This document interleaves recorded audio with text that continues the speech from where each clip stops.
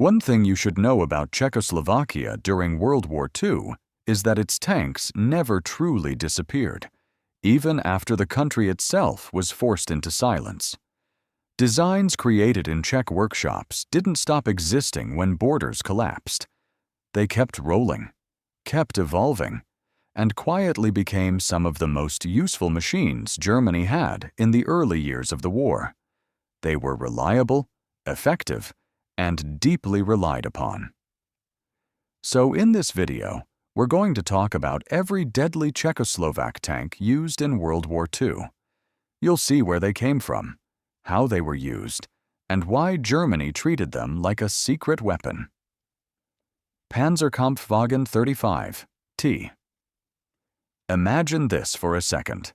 Germany rolling into war and suddenly needing armored vehicles faster than factories could build them. That's where this Czech-built machine slid into the story. Designed in the mid-1930s and produced from 1936 to 1940, around 434 of these tanks existed before the world fully realized what they'd become. Once Germany took control, it didn't redesign it. They repainted it, renamed it, and pushed it straight into their early spearheads. In 1939 and 1940, this tank helped bulk out German armored units with something dependable and already battle-ready. Its voice didn't disappear when Czechoslovakia was forced into silence. It just started speaking German through radio traffic and battlefield orders. Inside, crews worked a 3.7-centimeter KWK, 34 T, and two 7.92mm MG 37T, carrying 72 main gun rounds and 1,800 machine gun rounds, numbers that vanished quickly once fighting started. Early on, it bullied infantry and light armor with confidence. The Panzerbefehlswagen 35 T. This one wasn't built to dominate a street or smash a bunker. It was built to make everything else move as one. The command version of the 35 T quietly traded violence for control. Ammunition space shrank. Radios moved in. Navigation tools followed. And above the hull rose the unmistakable antenna setup that practically begged enemy gunners to aim carefully. Where standard tanks fought, this one coordinated. It turned Czech steel into German timing, direction, and battlefield awareness, something far more dangerous than raw armor thickness. By sacrificing part of its combat capacity, it became the brain of armored formations, guiding attacks, redirecting units, and stitching chaos into motion. That also made it vulnerable. With less ammunition and fewer ways to defend itself, a collapsing front line could turn a command tank into a sudden liability. These vehicles stayed close enough to see what was happening, but not so far that they were safe. Panzerkampfwagen 38 T.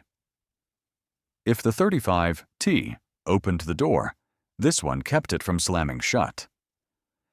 Built for German service from 1939 to 1942, with about 1,414 produced, the 38T became one of the quietest engines behind early German momentum.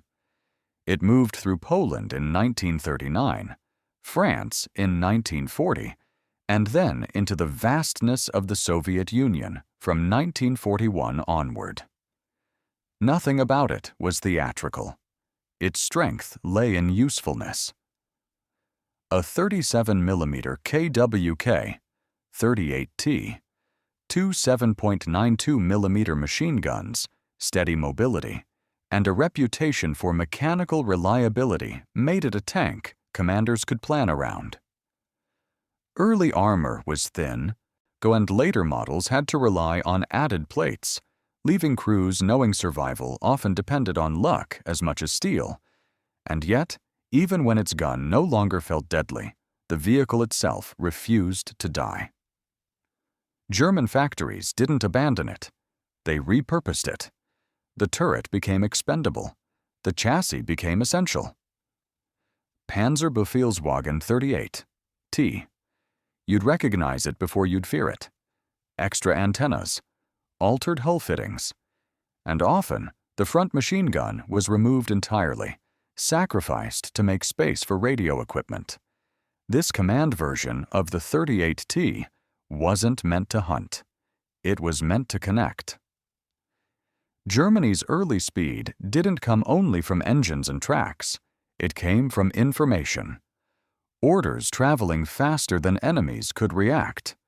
Units shifting before threats fully formed. And this tank sat at the center of that web.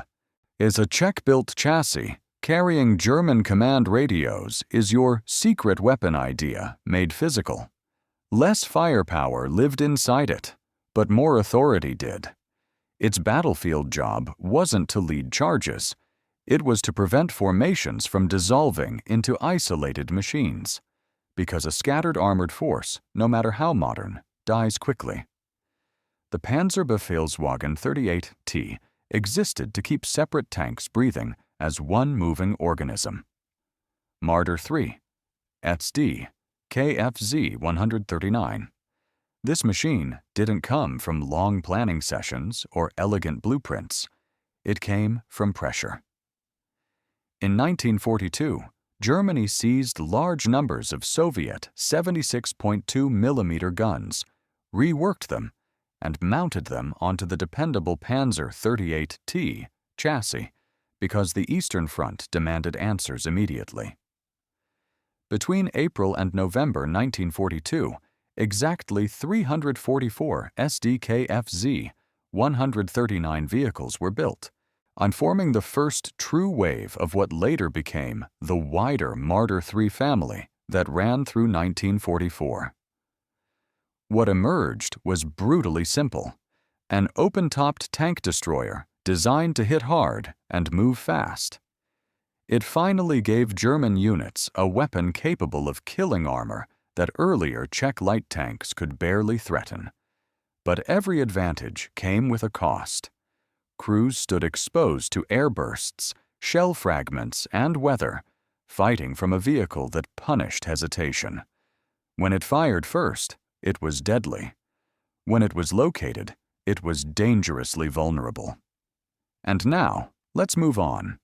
Jagdpanzer 38, T. Let me tell you about a vehicle that didn't arrive with fanfare. It arrived because the war stopped offering time. It crouched low to the ground, wrapped in sharply sloped armor reaching up to 60 millimeters, and carried a 7.5 centimeter Pak 39 L/48 that could cut through Allied armor with brutal efficiency. Instead of roaming with tank divisions, it was pushed into infantry and tank destroyer battalions, giving underpowered formations something sharp enough to fight back. It wasn't expensive. It wasn't luxurious. It was survivable, compact, and fast to build, exactly what late war factories needed. Designed in 1943, this tank destroyer entered full production on March 4, 1944, and kept rolling off lines until May 11, 1945, with roughly 2,827 built before everything collapsed. The name Hetzer, often attached to it today, wasn't even officially recognized. The label's history is tangled, misused, and argued over. That confusion followed it long after the gunfire stopped. Marder 3, SDKFZ 138, IUSFH. This version didn't pretend to be safe. It was a weapon on a moving platform, nothing more. Between November 1942 and April 1943, 275 were built from scratch, followed by 175 conversions during 1943, all using the Panzer 38T AUSFH chassis. Its heart was the 7.5 centimeter Pak 40, and only 38 rounds rode along with it, enough for short, violent encounters. Crews fought from an open compartment, exposed to airbursts, strafing runs, and the kind of artillery fragments that don't ask permission. On the battlefield, it served inside anti-tank detachments, plugging gaps, ambushing advancing armor, and buying time that heavier units often didn't have. It worked best when it chose the moment. When it didn't, it paid. This wasn't a hunter meant to roam. It was a blade placed where pressure was highest, built when Germany stopped asking for new tanks and started demanding faster ways to kill them. Marder 3 SDKFZ 138 AUSFM. If the earlier Marders were quick answers, this one was a rethink. From May 1943 to May 1944, 942 of these rolled out, making it the most numerous Marder 3 variant. The major change hid underneath. The engine moved to the middle, allowing the fighting compartment to sit lower and function better. It still fought open-topped, but the layout reduced exposure and improved balance. Space was tight. Only 27 rounds of 7.5 centimeter ammunition fit inside. The front machine gun port disappeared, forcing crews to carry an MG instead. A quiet admission that the gun mattered more than anything else. On the battlefield, it behaved like a traveling trap. Low, fast enough, lethal at range, and utterly unforgiving once artillery found it. This wasn't a vehicle built for comfort or longevity.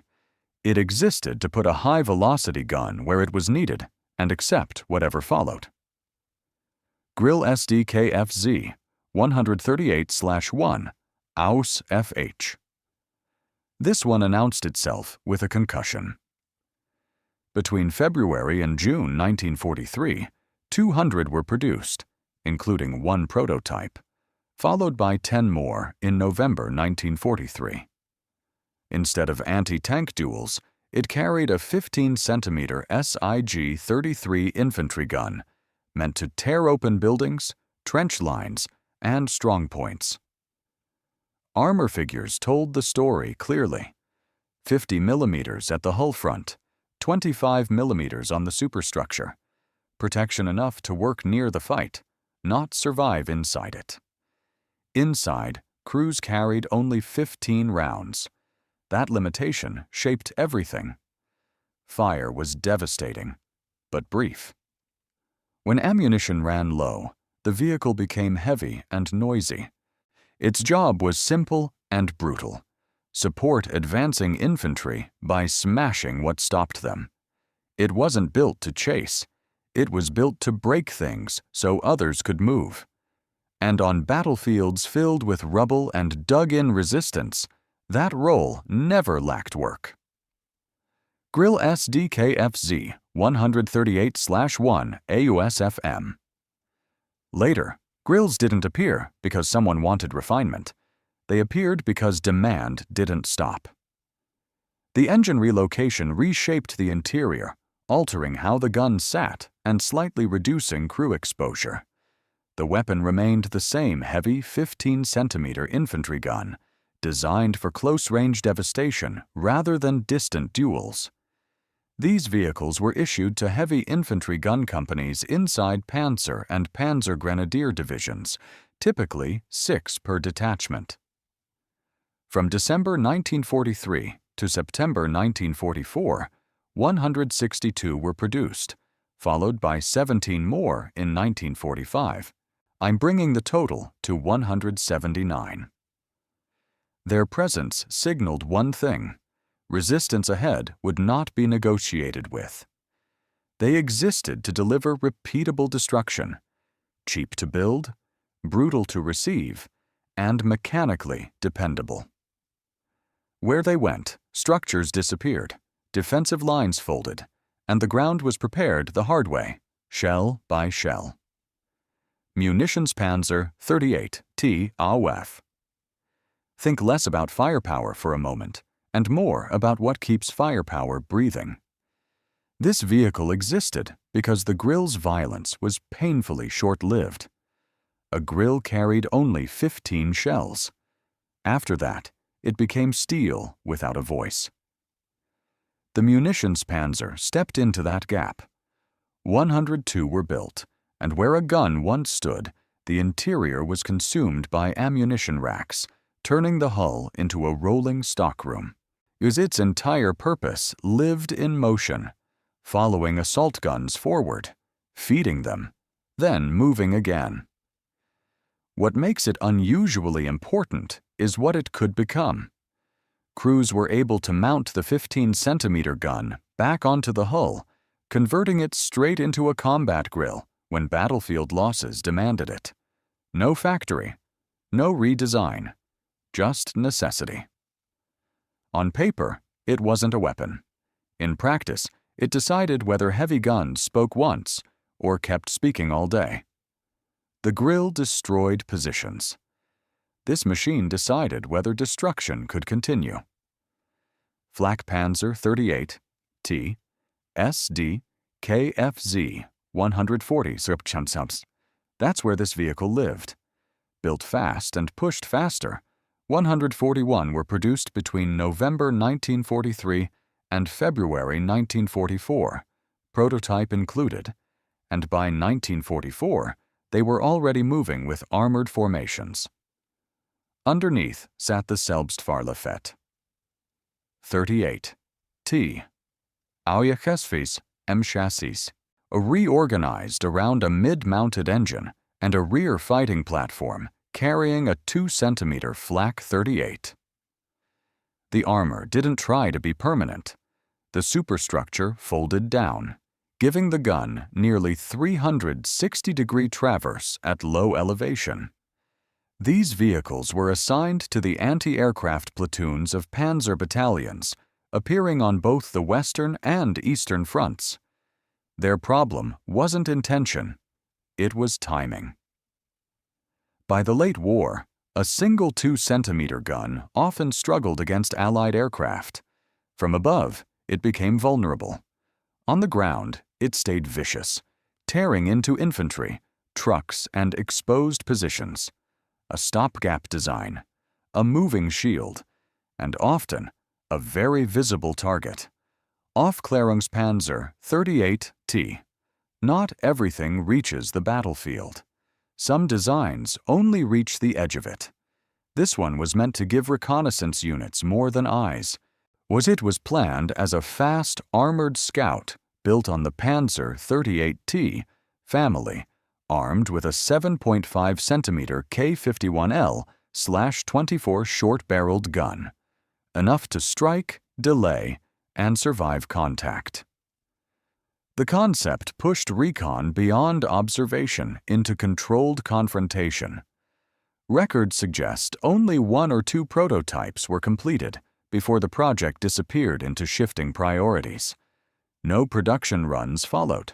No formations restructured around it. Yet its intended role is clear.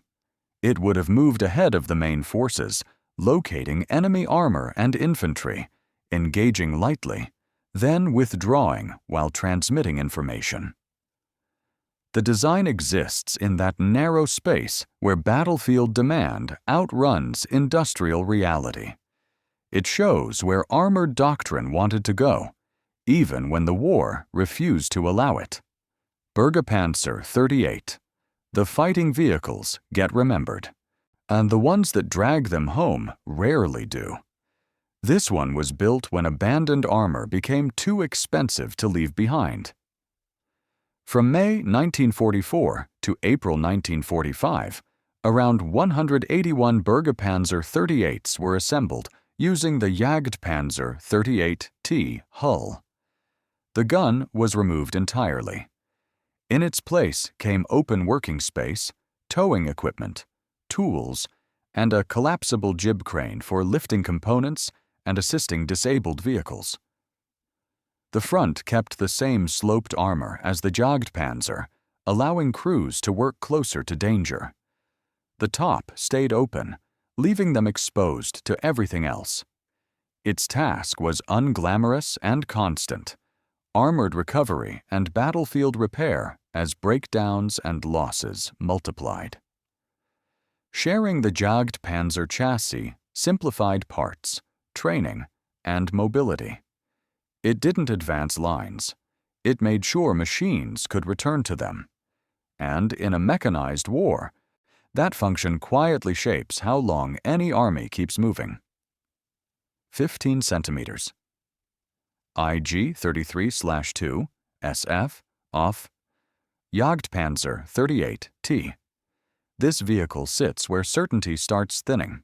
It mounted a 15-centimeter Schwer Infanteriegeschütz 33/2, heavy infantry howitzer on a Jagdpanzer 38T type hull, creating a machine intended for mobile high-explosive support rather than armored duels.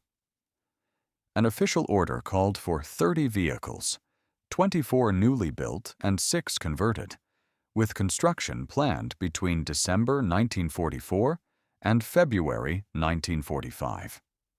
Some historians confirm only one prototype beyond doubt. Others support the full late-war batch. What isn't debated is the configuration: a 4-man crew, light armor, and a gun meant to crush trenches, infantry concentrations, and strong points from behind advancing units. It was designed to deliver weight, not speed; shock, not pursuit. Whether one rolled or several dozen, it represents a battlefield solution born at the edge of collapse. Heavy firepower seeking a chassis when time itself had run out. War doesn't just leave ruins behind. It leaves machines that carry decisions, fear, and survival across steel. These Czech-built vehicles didn't vanish when borders fell. They kept moving, reshaped by necessity, and pulled deeper into history's darkest years. Each one still whispers how war really works.